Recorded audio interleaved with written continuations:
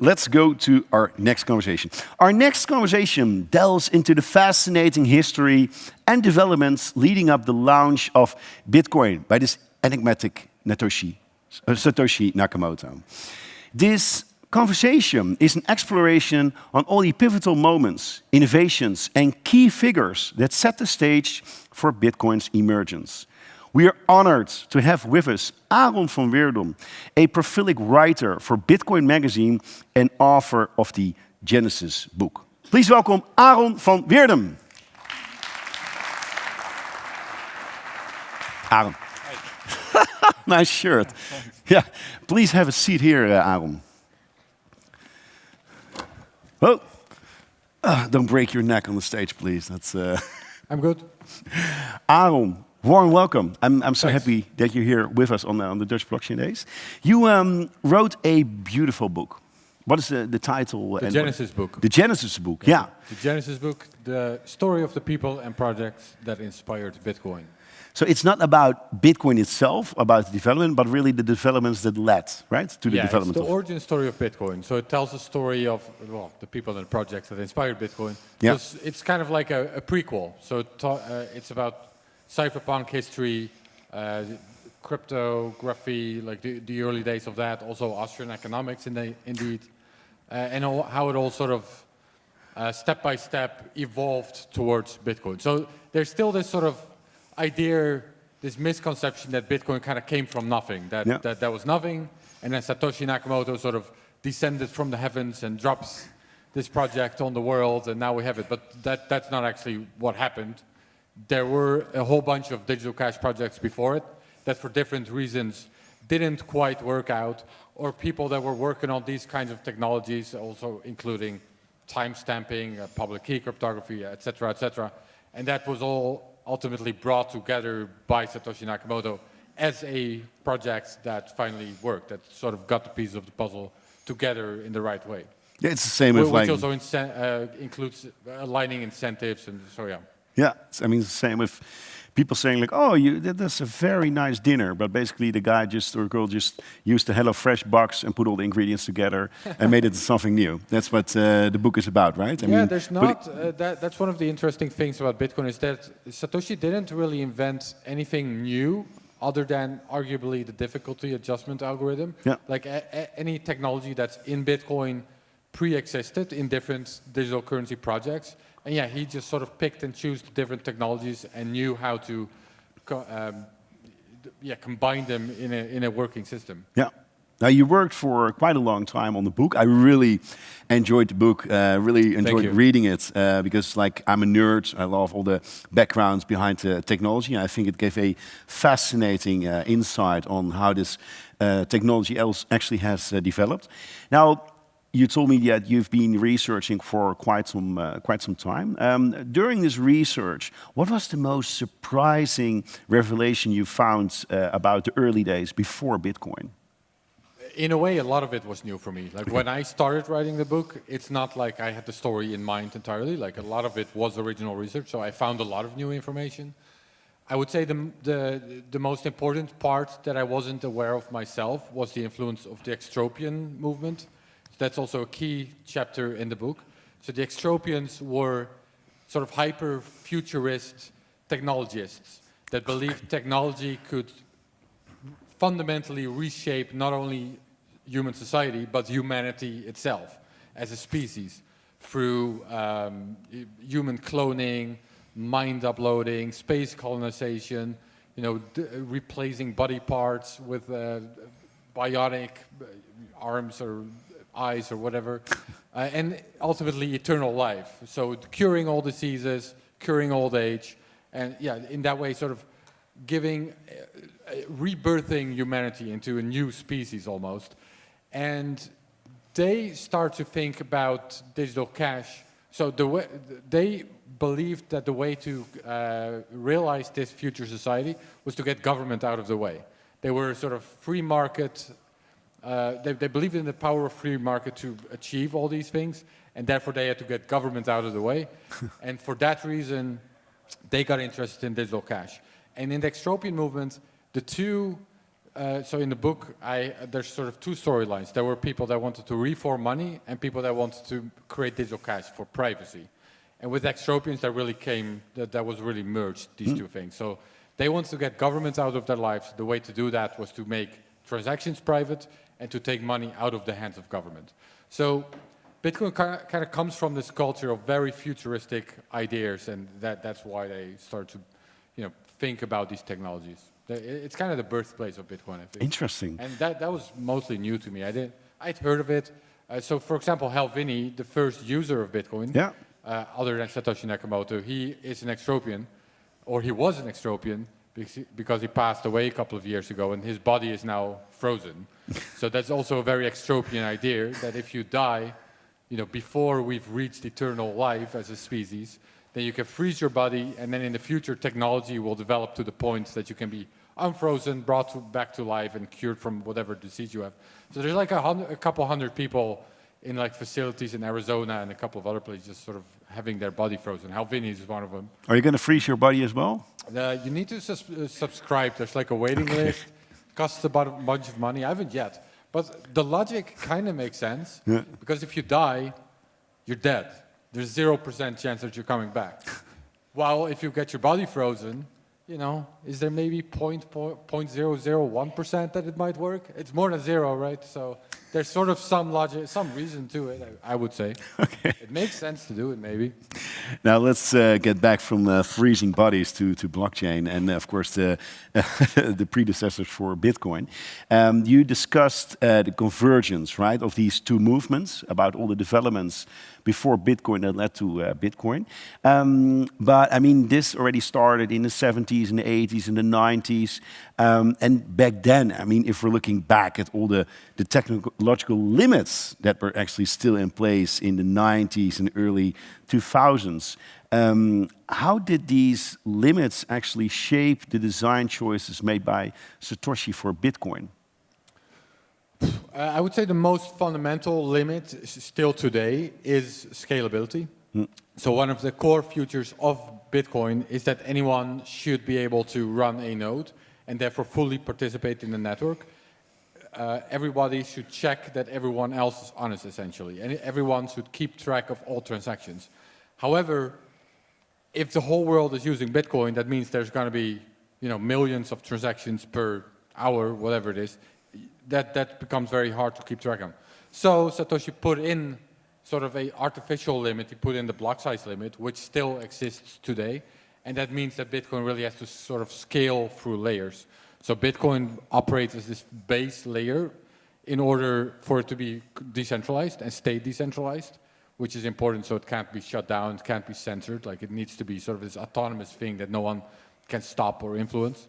But that means in Bitcoin's case that it has to scale through layers. But that's still a limitation today. But Satoshi put it in shortly after Bitcoin's launch. So that's why Bitcoin is sort of scaling through layers like the Lightning Network, side chains, other technologies, so people don't necessarily use the base chain in that sense. Yeah. Now, from limitations going to like failed innovations. What failed innovations or ideas from like the pre-Bitcoin era really contributed mostly to the eventual success of Bitcoin? Do you think? Yeah. So I start the book with the story of eGold. So eGold was a digital cash scheme that was backed by gold. So if you owned these digital currency tokens, then you had a claim on gold that was really in a vault somewhere. And then you could send these digital cash tokens around, giving this claim to someone else, and someone else would claim it. And there were some privacy technologies involved, or not technologies, but there were some privacy features involved. So people could, for the first time, use a hard money to send money over the internet anywhere in the world instantly with quite significant privacy. This was shut down.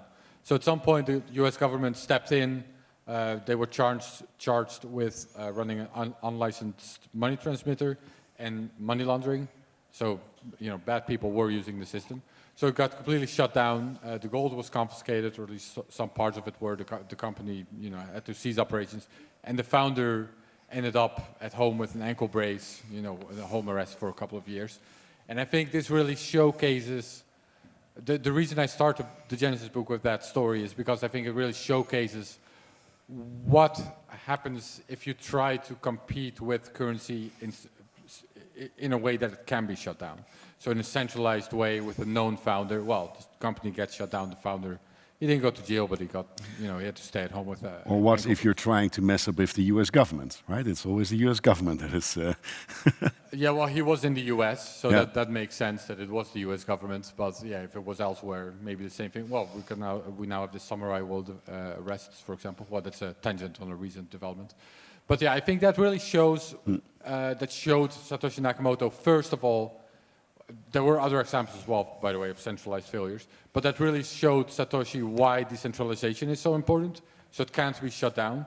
And in a way, it probably also showed Satoshi Nakamoto why pseudonymity is important. In other words, why we don't know who he is and why he disappeared. Because he probably didn't want to end up at home with an ankle brace on. No. So in that way, e-gold, so I started the book, as I said, with that story as a sort of example of what not to do and why Bitcoin is such an interesting and important innovation, because it sort of solved that fundamental core problem.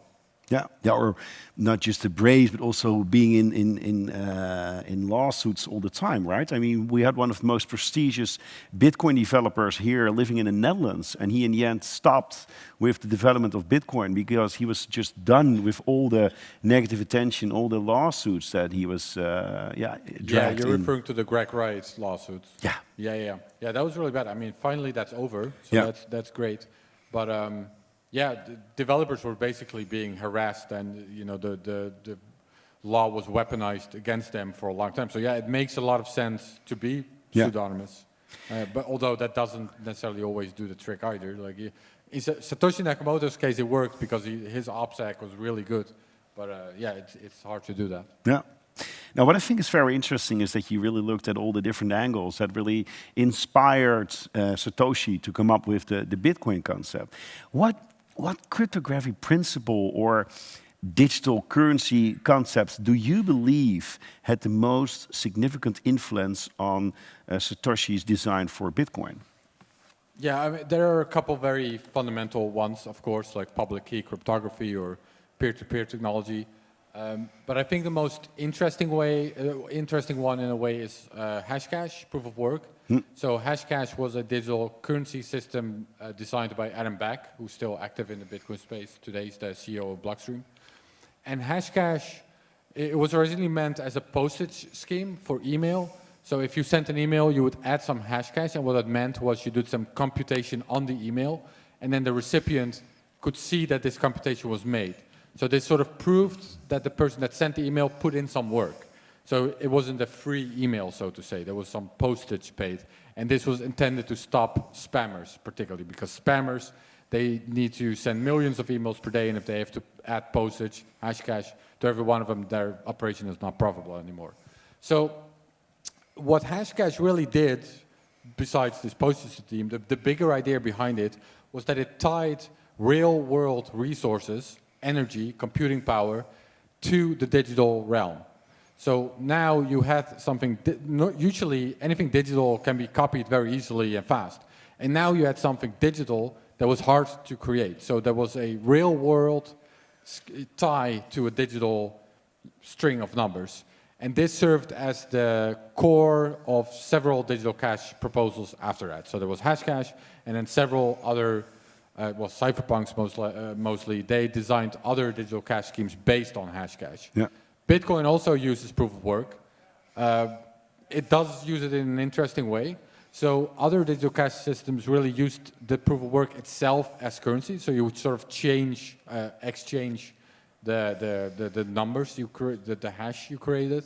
While with Bitcoin, it's used as a consensus mechanism. So in Bitcoin, the hashing, the proof of work is used to as sort of a lottery.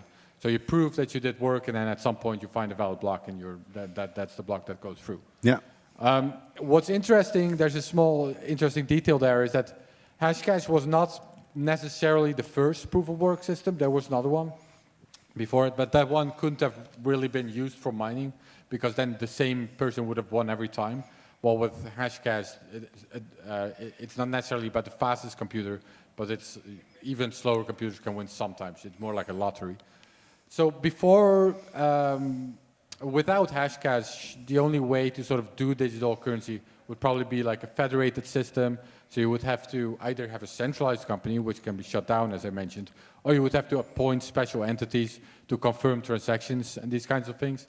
With proof of work, it can really be an open system. So really decentralized, really open.